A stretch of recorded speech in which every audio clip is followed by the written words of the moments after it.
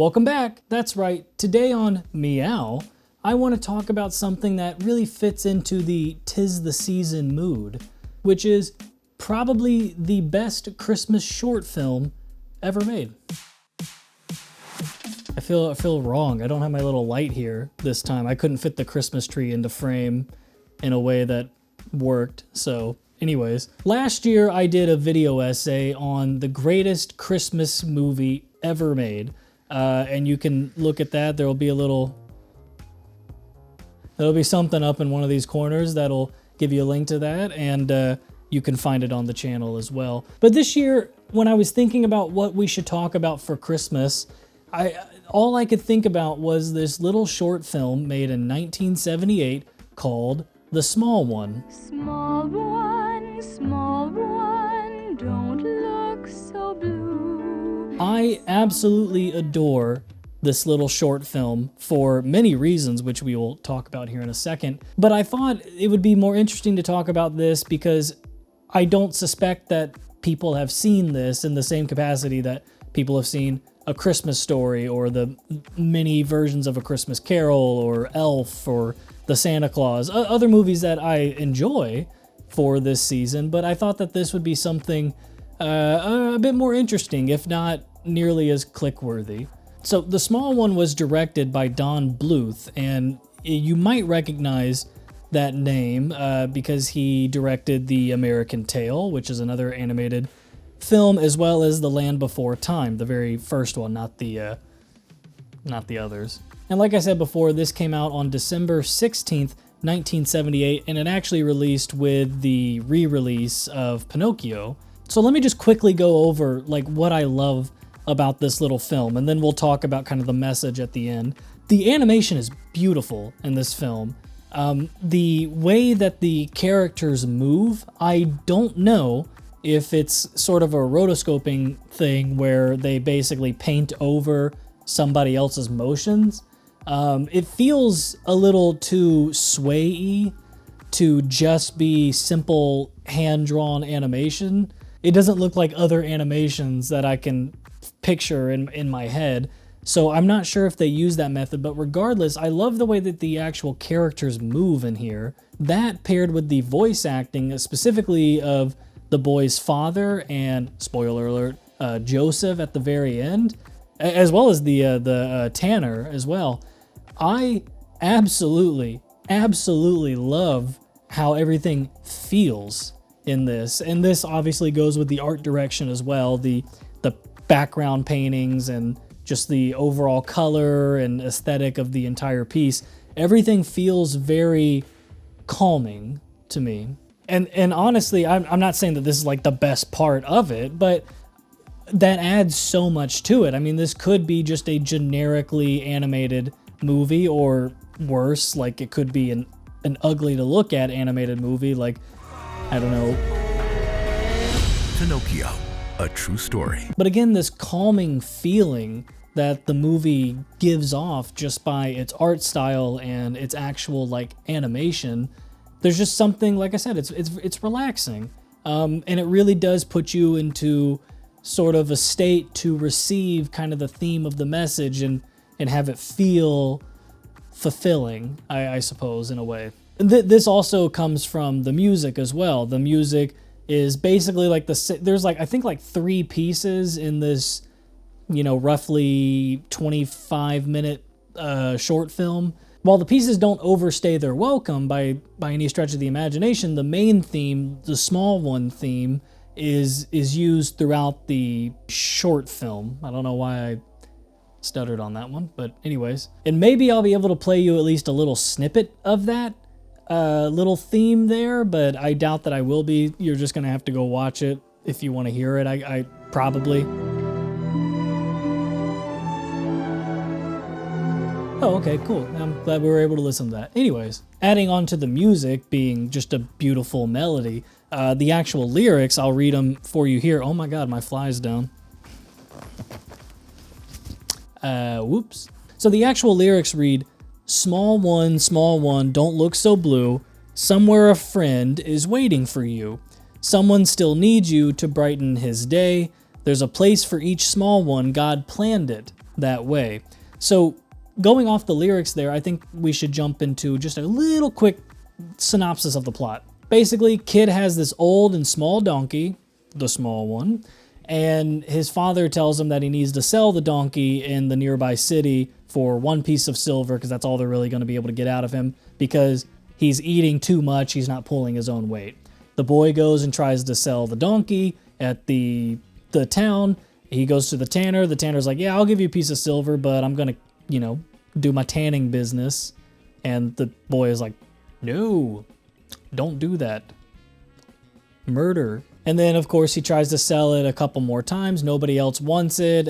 People make fun of the donkey and him and all that stuff. And at his lowest point, when he thinks he's not going to be able to sell the donkey, or probably what's implied, he's going to have to sell it to the tanner because his dad said they need that money. Joseph, Mary's husband, although I thought they got married after Jesus was born. I'm gonna double check that. You know what, Kyle, fact check.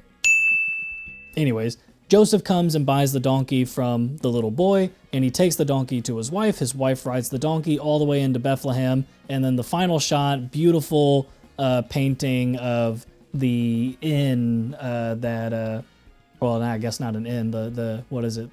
Away in a manger. All right, so he was in a stable. Okay, so the stable that Jesus is born with the little star above and everything, and yeah, that's basically the plot of the little short film. So the reason that the lyrics are what they are is it points to the theme. I mean, it's pretty on the nose. I mean, somewhere a friend is waiting for you. Someone still needs you to brighten his day, right?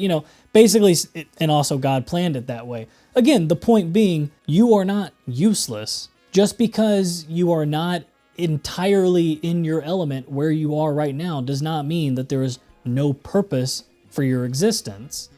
Someone with the skills of a construction worker would probably do terrible at a marketing agency. Does that mean that construction workered person is unuseful? It's like, well, maybe that's just not where he's needed. Again, the point being that you have somewhere you are supposed to be. And if you're not there right now, you need to go out and find it. And I think that's a beautiful message that, like the New Testament writers say the Old Testament does, it is something that happened before Jesus was born that points to the life of Jesus. It's the small one. It's the one that everybody makes fun of and treats harshly, that is used for a greater purpose, right? That's, I guess, like very loosely the story of Jesus, without, if we were just boiling it down for kids. But that's one of the things that makes this piece so endearing to me, I think, is that it is a kid's tale.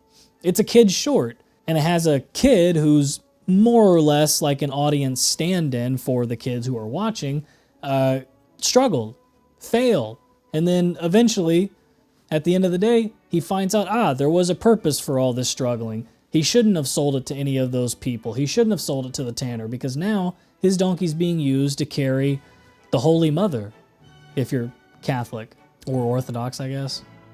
Maybe. I don't know how that works, but that is not important for what I am talking about. Ooh. That's good. I got coffee breath right now anyways. I don't suck on mints, I chew them, so give me a second. But the point being that this little short film is able to unpack this complicated idea of you having purpose in your life at all, and it's able to present it in a way that kids can understand, but is not just shallow. It's not entirely shallow. And that's the problem that I have with a lot of kids media now.